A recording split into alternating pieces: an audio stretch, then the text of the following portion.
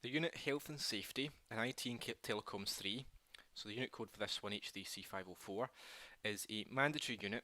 It's part of the Diploma in Digital Applications SCQF Level 6. I'm going to give a bit of a rundown of this unit, a bit of an overview of it, and hopefully this will help when it comes to carrying out your assessments.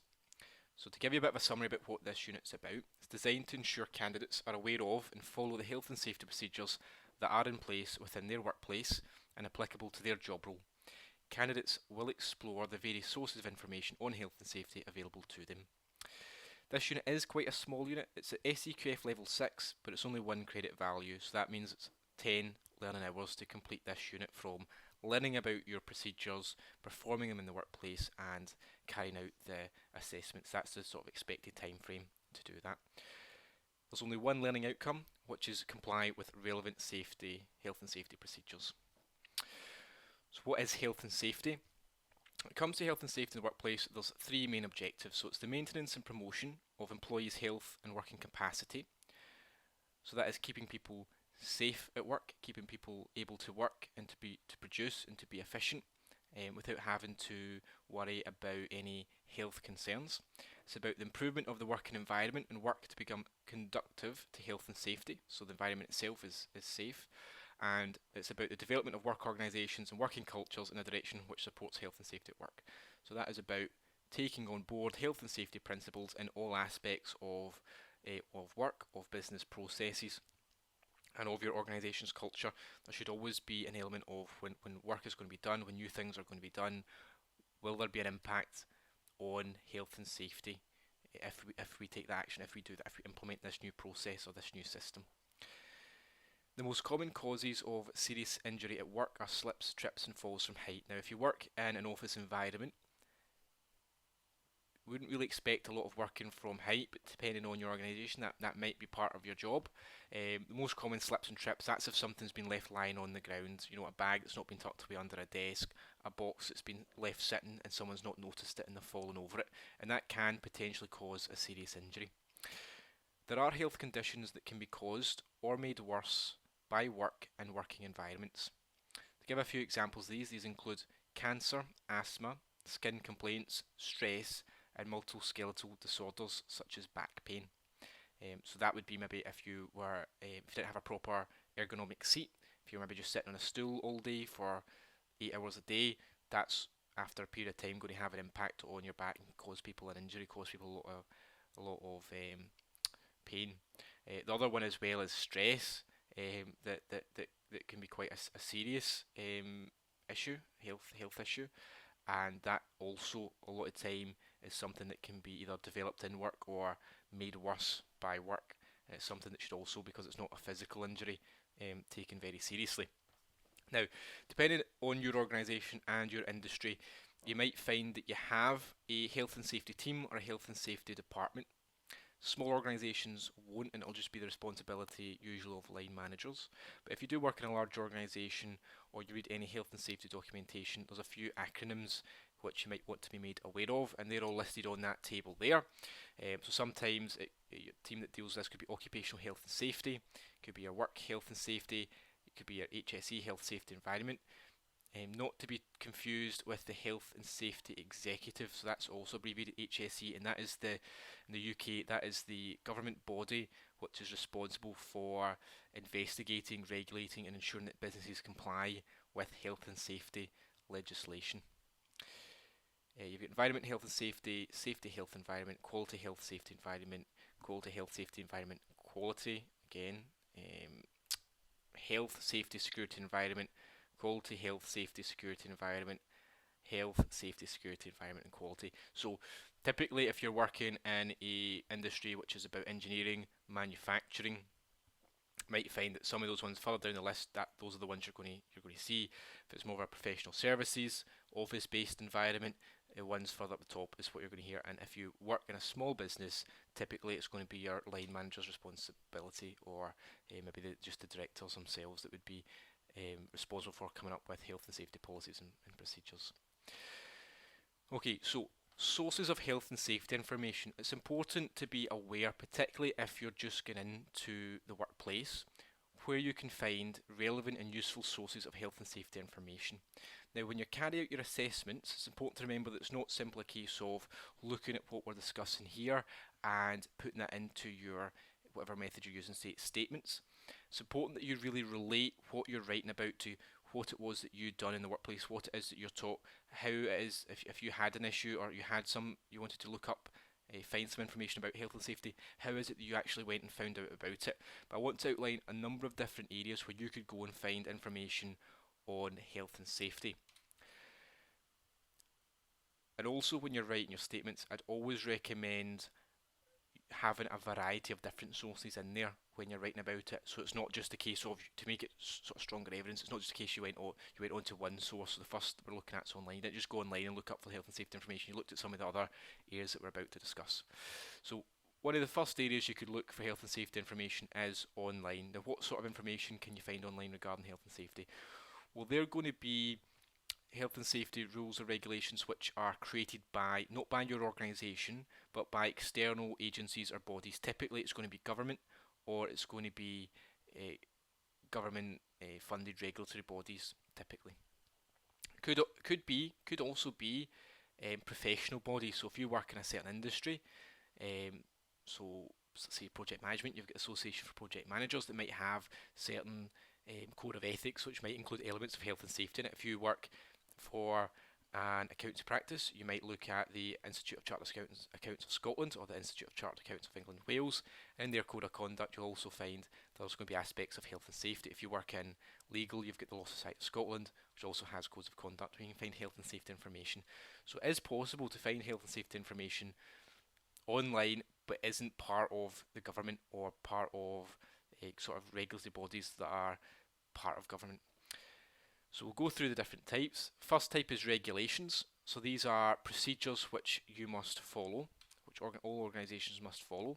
An example of a regulation would be the reporting of injuries, diseases and dangerous occurrences. It's often abbreviated to RIDOR. So that is a regulation that is in the UK. We mentioned already the Health and Safety Executive, so they are a government body which is responsible, like I said, for ensuring organisations, businesses comply with the health and safety legislation. As part of that, if you have and in the regulations it outlines the exact types of incidents, but if you have one of these incidents, there is a certain time frame which you must report it to the Health and Safety Executive.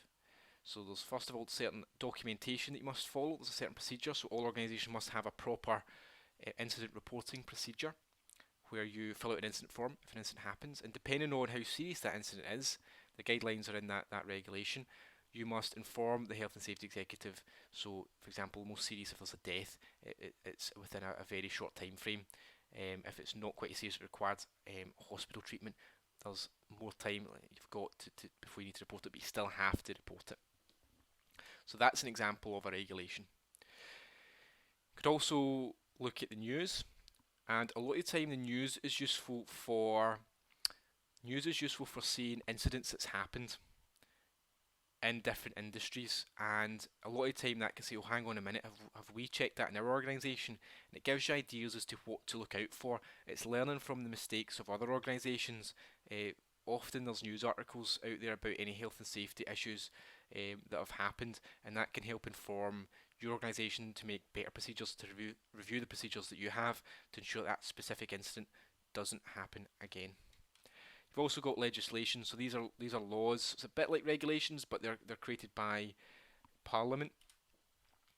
Example of legislation is the Health and Safety at Work Act. So the Health and Safety at Work Act outlines who's responsible for creating health and safety policies, that there should be a responsible person or an appointed person who's responsible for health and safety issues. It should be a health and safety notice board. What sort of information should be in the health and safety notice board? It outlines that it's everyone's responsibility within an organisation to comply with the procedures that your organisation set out, and to use protective equipment where you have to, or where it's outlined that you have to do that. It's not a case of if you see a box lying on the ground someone could trip over, just leaving it, someone else's responsibility. No, it's your responsibility to comply with those procedures and to move that box into a safe place so that someone doesn't cause an injury. Another location where you could find sources of health and safety information would be your company handbook. Now, your company handbook used to be when you started, you'd get like a paper, like a folder or like a paper booklet. It'd have your organisation's policies and procedures in it. Most of the time now, we've found that that's going digital, and so you'd likely find that on your company's intranet, or it could be somewhere like on a Teams folder, on a shared drive, some sort of location on your computer that everyone in your organisation can access.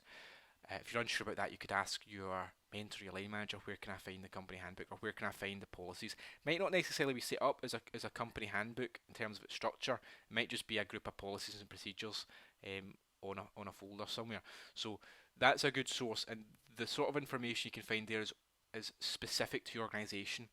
Now, a lot of the time, the procedures which are part of your company handbook would be influenced by the regulations or the legislation which you can find online. So, for example, the Health and Safety at Work Act states that there's got to be certain procedures, certain policies in place.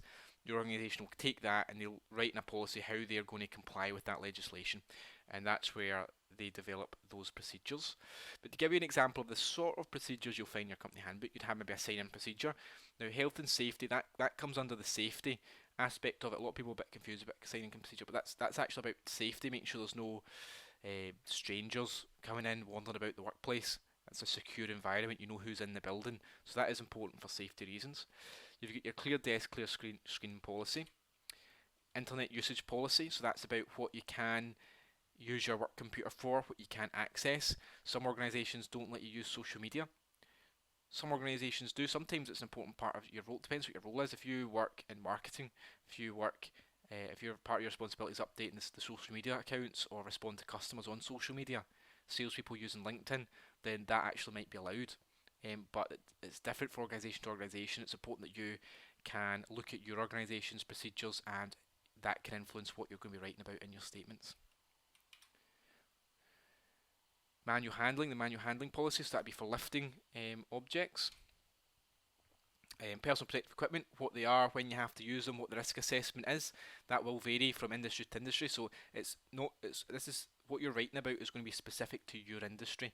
So you're going to be writing about what it is. Do you have to wear any personal protective equipment? Do you have to ever wear any gloves or aprons or high-vis jackets, hard hats, safety boots?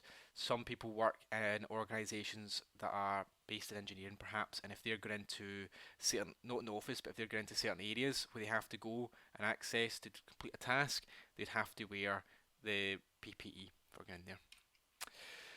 Risk assessments as well, so you'll find your risk assessments in there. So those are what can go wrong, what health and safety things could go wrong.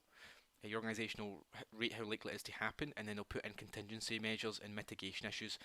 So mitigation actions would be what they're going to do to prevent that issue from happening, and contingency is if that happens, what are we going to do if that incident actually occurs. Okay, so another source of information we can find health and safety is from signs. Okay, so that's quite an obvious one, but it's one that when people are writing their statements often forget about. Now, the best place to find signs is going to be in your reception area. But we'll go through a few of them. You'll find these all around, but again, a lot of them will be found in your reception area. So there's signs which are informational, so these are the blue ones. There is warning signs, which is the yellow ones, and there's prohibited signs, which are the red circles with a white background. So information signs tell you information, so it's actually mandatory what you have to do. So that those signs there are telling you the sort of personal protective equipment which you must wear if you're entering that area. The warning signs typically are found on electrical cupboards, warning you not to go in, not to touch them, to turn off the power before you access them. Prohibited tells you what you're not allowed to do. No smoking, not allowed to use a forklift in that area, not allowed to use phones in the area. So those are an idea of sort of, and what you want to do is you want to have a look around your organisation and write about what signs you have, and you could be talking about how you comply with them. You get fire action signs, so this outlines the fire evacuation procedure. These signs are fairly standardised. Step processes are to raise the alarm, leave the building by the nearest fire exit, report to the fire assembly point, and there's a blank bit so that whoever's put that sign there can write in where the fire assembly point is. Shouldn't return to the building, and don't take any risks or use lifts. That's the other one that's often on these ones. You've got your fire exit signs, so that will point you in the direction to the nearest fire exit. You've got your health and safety notice board. Your health and safety notice board has to contain a few things. Typically they will contain who the first aiders are. There'll be posters about common risks that might occur in the workplace, warning you against them. So, for example, don't leave things lying about. Might be messages about how health and safety is everyone's responsibility. You also find this poster here. You've probably seen this before. This is the health and safety executive poster. That has to be in near enough all workplaces, unless it's a very, very small workplace, quite rare. Has to be somewhere in all workplaces, and it outlines information about that health and safety at Work Act. So if you look up top right of the screen there, that Health and Safety Work Act we talked about when discussing legislation, you can find that information online, but you can actually also find the same information on that poster, which should be somewhere within your organisation. You also get signs on fire extinguishers and next to fire extinguishers, identifying what type of fire extinguisher it is and what type of fires it can and cannot be used on. Cool. Again, when you're writing your statements, you're going to want to take note of all this that we're talking about to give you ideas and a bit of inspiration, but when you're writing your statements, you're going to want to find out and write about the procedures which you can find about in your workplace and talk about what your actual procedures are for all these things, what signs you have in your reception, what's on your health and safety notice board in your workplace. So another source of information on health and safety is people that you work with. So there's a few different people within an organisation which you can go to ask for information on health and safety. So the first one is your HR, your people team, human resources. A lot of time they'll deal with policies and procedures. It's also first aiders. So the first aiders within your organisation, that's an additional responsibility. If a first aid incident happens, they've been trained in first aid, and they'll therefore know a good bit of information about where the first aid boxes are, what the reporting procedure is, where the reporting files are kept, forms you need to fill out, and what you do with them once you've completed them, what to do in different types of situations that might occur. You might have, you probably will have a health and safety rep or officer, so these are a person who has been nominated and they're responsible for any health and safety issues, making sure the notice board's up to date, making sure signs are in place, and doing certain checks every so often to make sure that the organisation is complying with health and safety. And you can also find health and safety information from your managers. You could find out from them what the procedures are by just asking them, or you could ask them where you could go find it, usually on your company handbook on the computer, or a paper copy might be in a folder somewhere. Okay. So this unit is all about complying with health and safety procedures. So you're talking about the different sources of health and safety information. You've then got to know what your procedures are within your organisation, and then you've got to demonstrate how you comply with them as part of the assessment for this unit. So we've covered off the first criteria, which is about what health and safety information there is and where you can find it. So we're now going to look at the last two criteria. So for this, you're going to have to explain what your organisation's health and safety procedures are and how you comply with them. So it's not enough to say this is what my health and safety procedure is. You've got to actually be able to demonstrate that you've done that. So you've got to both know what it is, which is sort of knowledge, and you've got to perform it. So you've actually got to do that task in the workplace as well and write about how you've done it. Okay. I'm going to go through a couple of examples really of health and safety procedures. Now a lot of these are quite standardised across organisations, but your organisation will do things slightly differently. So I'm going over this to give you an overview, but what you're writing about, you need to write about what your organisation does. What is your organisation's procedure? You'll keep the forms in different places. It'll be a different type of form. There might be different boxes to fill out. You'll be wanting to write about who's responsible for it, that sort of thing. So you want to make this, when you're writing about your statements, if you're writing personal statements on this, you want to make sure you're relating it to your workplace and not just what we've spoke about here. That's important because it's got to be in the context of your work. It's got to be you performing these tasks in the workplace. But that being said, I'm going to go through a couple of procedures which might help you select, because for this assessment you're going to want to pick a couple of health and safety procedures which you've performed to either write about or to perform in an observation, etc. So the first one is the sign-in procedure. So this is about safety, so you know who is in the organisation. Okay, so it is important. Why is sign-in procedures important? There's a couple of reasons. First of all, to make sure your work environment is secure and you know who's in the building any time for safety reasons. If there's an incident, and it's noticed that maybe something's gone missing, something valuables went missing, and it's not been identified for 2 or 3 days later because no one's had to use that, let's say it's equipment, no one's had to use that equipment for a couple of days, you can go back and look at the visitor's book, you can know who was in the building at that time as a way of identifying, where the equipment went, who could we ask, who's there, who might have actually done it. They've got to be in the building to if it's been stolen, to take it. Also, in the event of a fire, part of the evacuation procedures to make sure everyone's accounted for that's in the building, to make sure there's no one trapped. And the only way to be able to do that is to have a list of who's in the building. That's essentially what the visitor's book is. So it's quite important for those reasons. There is certain steps that you'd perform, and typically they are standardised. So first thing you do is you'd welcome the visitor. So if you're on reception, you would welcome the visitor. Or if you're actually, it might not be your real reception, it might be that they're coming to meet you, and you would meet them at the entrance, and you'd maybe get them to perform that. Some organisations don't actually have a receptionist, they don't have a lot of frequent visitors, so it might be that whoever they're going to meet with, whoever they've got an appointment with, would complete this. So you'd want to welcome the visitor. You'd want to ask them to complete the visitor's book. Now the visitor's book could be a paper book, and the table will look, the book will be laid out like that table is there on the slide, but it could also be digital. A lot of time now we're seeing tablets where you have to sign in on, and you take a picture, you put in your name, and so if that was the case, you'd direct them to the visitor's book. Even if it's digital, it's the same thing. You'd go onto that tablet and you'd get them to complete the various steps to input their information. And on either whether it's paper based or whether it's digital, they'd have to enter their name, the company if applicable. So it might be that they're not from a company, it might just be that they're there for an interview, in which case they're not from a company. But if they are, you want to put in their organisation name. Who is they're going to visit? Car registration, if applicable, might be that you're in an office block in a city centre and there's no car park. Might be the person didn't drive there. But if it's applicable, we want the car registration. Time and date of arrival, you then want to issue them with a visitor's pass. I know not all organisations do this, but if your organisation issues them with visitor's passes, then you want to issue the visitor's pass and write the badge number onto the visitor's book. And you'd want to then contact, if you're not the person they're coming to visit, you'd want to contact the person that they're visiting so that they can be escorted. You would not let them wander about. Typically, I mean, your organisation might be a bit lax, but most organisations you would not have people. You wouldn't say, oh, it's a second right and then a left to get to their office. You would either have them waiting in reception until the person came to escort them if they're going through the building. A lot of time though, visitors don't actually get into your main office, but your offices. A lot of time it's like visitors' rooms or meeting rooms that's at reception, and the person who they're meeting would come in and meet them in that room. When the person leaves, you'd want them to sign out, so basically just put in the time out and make sure that they return the visitor's pass.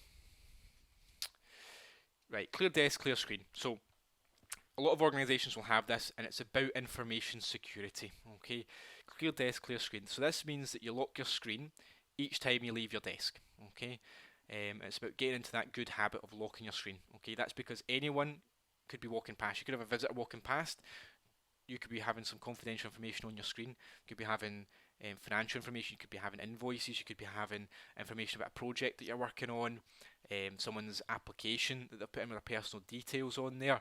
So it's very important that the screen's locked, because then people can't see it first of all, and also they can't access it. So if anyone's wanting to do anything malicious to go onto your computer, then they could do it if it's unlocked. Whereas if you lock your screen, they can't read the password, and it's best practice to do that every time you leave your desk. Now I know a lot of organisations take this very seriously, and a lot of organisations don't take it seriously, but it is very good practice to do that.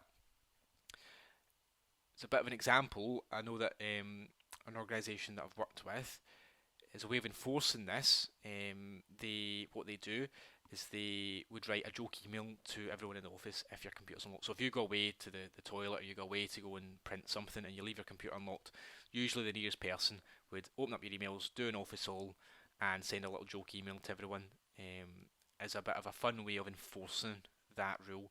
But it is important that you're following that for security reasons.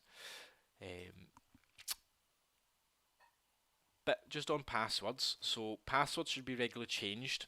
Your organisation will have a policy that passwords have to be a certain length. They might have to say on a certain number of special characters or numbers, and they also might have to change on a regular basis. So you'd want to be writing, when you're talking about this, you'd probably want to be explaining what your organisation procedure is around this and how you would comply with it. You also would keep your password secure. It wouldn't be something that's obvious. You wouldn't be writing it under your stapler or whatever else in obvious places. In fact, you wouldn't be writing it down at all, you'd just be remembering it. The clear desk means that you keep your desk clear at the end of the day. Now, it's impractical to do that every time you leave your desk, but at the end of the day, you'd want to lock away all your paperwork. And that's because there's a lot of people that come into the office after you leave. There's cleaners, there could be contractors, people doing building works. You might not be there the next day, you might be going doing a visit somewhere else, you might be off, and you can't have this paperwork on your desk that might have addresses, personal information, financial information that anyone could just pick up and take. It might even be the case that it just gets lost, it gets blown off your desk, someone thinks it's rubbish and they throw it in the bin and you've lost an important bit of information. So it's important at the end of the day to put all the paperwork in a drawer somewhere else and lock it, make sure it's locked and secure, whether that's a drawer under your desk or a filing cabinet or something else. Now again, this does vary from organisation to organisation. Some organisations I know have stuff pinned up against various walls and boards and things like that. You have little in trays. A lot of businesses don't have them anymore because it encourages people to leave paper out overnight. If that's the case and that's the procedure, you need to use those things because that's what your procedures are, then that's what it is. But I know that a lot of organisations now, for information security, will require all paperwork to be locked away at the end of the day, or if you're away from your desk for a long period of time. You should avoid having liquids on your desk, and if you do, it should be in a safe container, so if you spill it, it doesn't ruin paperwork or computer equipment. And it ensures that visitors to the office can't read the confidential information which may be on paperwork left at your desk. There are many visitors which may be around the office through the day, including clients, contractors, repair people or cleaners. I mentioned that. Right, your fire evacuation procedure. So this will vary from organisation to organisation. Again, we want to know about your procedure and what you've done to comply with this. So if you discover a fire, a certain process you need to follow. First of all, you'd shout fire, press the nearest fire alarm button. The fire's small, and this is always probably going to be hypothetical in most situations. Very rare that someone's actually going to have to do this. So you're writing about this, it's fine to say that you know about it and this is what you would do for your fire evacuation. The fire's small, and that usually would be a waste paper bucket size, and you feel it's safe enough, you can use fire suppression equipment. So that would be a fire blanket or a fire extinguisher. You always have to make sure that is the correct type of fire extinguisher. Now that being said, it's important to remember that this is sort of generic stuff. This is what's on the typical fire action signs that's been put out. Your organisation might have a different procedure, in which case you obviously have to follow that procedure. It might also be the case that you want to be trained on the use of this equipment before you can use it safely as well. So again, this is just a generic, what most organisations do, but you've got to tailor this when you're writing about it to what your organisation is. You'd want to call the fire brigade and leave by the nearest fire exit. You'd want to report to the fire assembly point, and you'd want to explain where your fire assembly point is. If you hear a fire alarm though, so you haven't discovered it, if you hear it, you would leave your nearest fire exit and report to the fire assembly point, again mention where that is. You'll also find as part of the fire evacuation procedure that you'll have regular alarm tests. So it might be like on a Thursday at 2 o'clock, the alarms in the building are tested for 30 seconds. So you know if the alarm goes off that time, it's just a test. You could write, if you're talking about your fire evacuation procedure, that's something else you can talk about, that you know that happens, and it's not a real fire alarm. It's a lot of time an email goes out just to confirm to everyone that it's not a real fire alarm. You'd also have, from time to time, fire drills, which is where you're unaware it's going to happen, the fire alarm goes off, and it's a test to see everyone's response and to see how quickly people leave the building, and they do it in a safe way. And they know where the fire assembly point is. So you can also look at talking about what your fire evacuation procedure is in a time where you've been involved in a fire evacuation drill. Incident reporting and accident reporting. So if an incident happens at the workplace, so what does that mean? That could be a near miss. It could be something that's to do with a medical issue. Someone's been injured. Someone's had a fit or a seizure, or it could be anything that's went wrong. So it could be maybe some shelving's fallen off, or something's been left in the wrong place and someone's tripped on it. It could be a wide variety of incidents or accidents, whether it's actually happened or not. It could be near misses. They can also be recorded. So what would you do? Now again, it's going to be different from organisation to organisation, but here's a general idea of what might happen, and you want to find out what you do in your organisation and write about that. But first of all, you'd get the incident reporting form. You would put in details of the incident, including its date, the time and location of the incident. You'd also include a description of the incident, details of the machinery involved, and you'd document if first aid had been administered. You'd also record if emergency services had been contacted and what actions had been taken. So did the person go to hospital? Did first aid was first aid performed, or was no action necessary? So that's the sort of information you put on there. You'd also record details of the people involved, and that would include details of the person who's been injured, details of any witnesses, and also the details of the person reporting. So that's the person filling out the form. And those details would include their name, phone number, email address, and any other additional information that might be required on the form, depending on your procedure. Okay. Once that's done, the form is then filed, and it's filed in one of two ways. It's either filed in a folder, which is reviewed by a health and safety rep on a regular basis. So it's a paper form and it's put into a folder. A lot of time we're finding that it's digital, and so it would be a digital form, a Word document maybe, and it would be emailed to an incident form mailbox, so it can be monitored on a company-wide regular basis.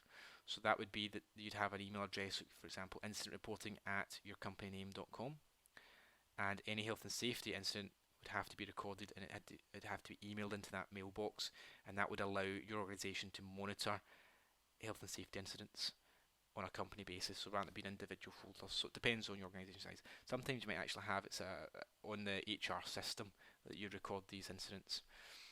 The reason for completing these forms is so that on a regular basis they are reviewed, and if it turns out that certain incidents happening quite frequently, it means that a risk assessment can be carried out, so someone will look at that, what's happening, find out if something can be done to prevent it from happening, and it could be about maybe changing the layout of the office, changing the layout of the furniture, putting in a handrail, putting up a sign. There's various things that can be done to help prevent these incidents from happening, and that's the purpose of recording even near misses. It also ties into that RIDOR that we mentioned earlier, that reporting of dangerous occurrences in the workplace regulation, that for certain instances it's a legal requirement to complete those. Manual handling, so this is another health and safety procedure which you might have to perform in the workplace quite commonly. It's quite simple, really, and because of that, a lot of people can maybe struggle to write enough detail on it. So we'll outline the general sort of principles of manual handling. So the first thing you do if you're going to lift something is think about what it is that you're handling or you're lifting. You would keep the load close to your waist. The further out from the waist, the more strain on your body that gives. So you want to keep it as close to your waist as possible. You'd want to adopt a stable position. We want to be bent over. You don't want to flex your back any further while lifting. Your back is a very fragile part of your body, and you don't want the weight being on your back, because otherwise those discs that's in your spine, they can slip and cause you a serious injury, very painful. Yep, that's the same one. You want to have a slight bending of your back, hips, and knee. You want to avoid twisting your back or leaning sideways, and you want to keep your head up when handling and move slowly. When you go to pick up the box, you'd make sure that you have a look around to make sure there's no obstacles in your way, both around the item you're lifting and on the path. So you look at the path you're going to take and where you're going to put it down. Make sure the area you're going to put this object down is tidy and there's nothing in the way you could trip on. And then you bend with your knees, keeping the back straight. Maybe a slight bend, but not a massive bend for your balance. You'd pick the box up. You'd maybe give it a little tug or a little knock just to see how heavy it is, just to make sure it's not heavier than you're expecting. And then you'd lift it up using the same procedure but in reverse and putting it down. It's the same thing. Bend with your knees, keeping your back as straight as possible, only bending for balance slightly, putting the box down. Don't lift or handle any more than you can easily manage. Once you put it down, you can then adjust it. Don't adjust it as you're putting it down. Put it down, and once the weight is on the surface that you're putting onto, then you can adjust. Okay, brilliant. So that brings us to the end of that video. So hopefully that helps when you come to complete this unit.